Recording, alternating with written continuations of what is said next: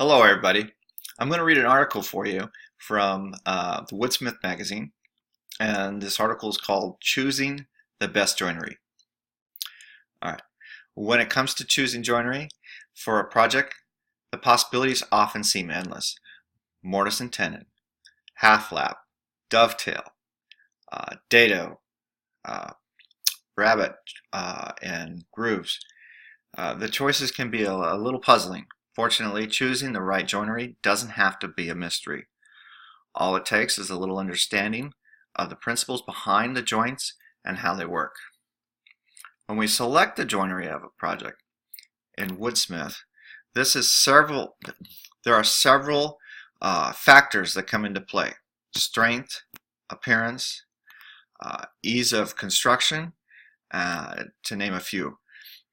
This all sounds good on paper, but maybe the best way to illustrate how the process works is to take a look at a typical project and examine the types of joints we use. And even more importantly, talk about why we use them. Okay. Now, before I go into the next paragraph, I just wanted to say a lot of the joints that I just mentioned are mentioned in the textbook, and we talked about how some of them are stronger due to how they fit together.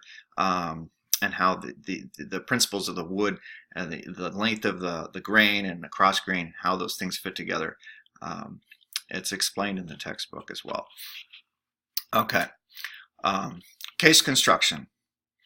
Whether you're building a bookcase, a dresser, or a cabinet, most furniture projects are really nothing more than a basic box, or maybe a group of boxes.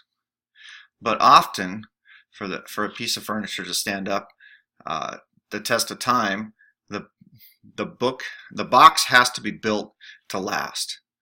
And the secret to this is the joinery. Is the joinery using it in construction? Okay, now going back here to this paragraph, I just want to let you know this is one of the main reasons why in our class I have you guys do. For one of your very first projects, I have you do a box, because it really is the basics to a lot of different furniture projects.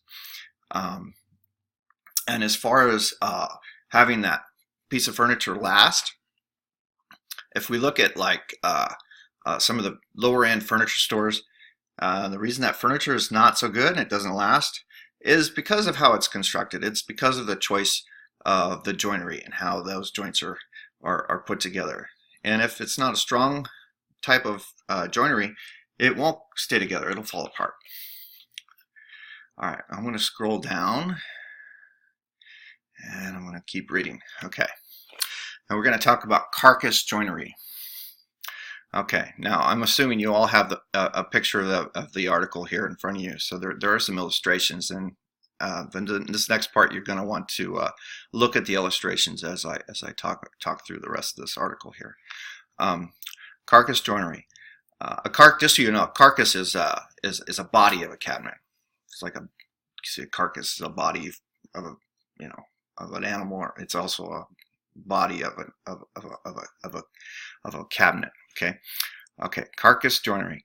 If you take a look at the projects shown below, you'll see what I mean. This is a case of the case of a small cabinet.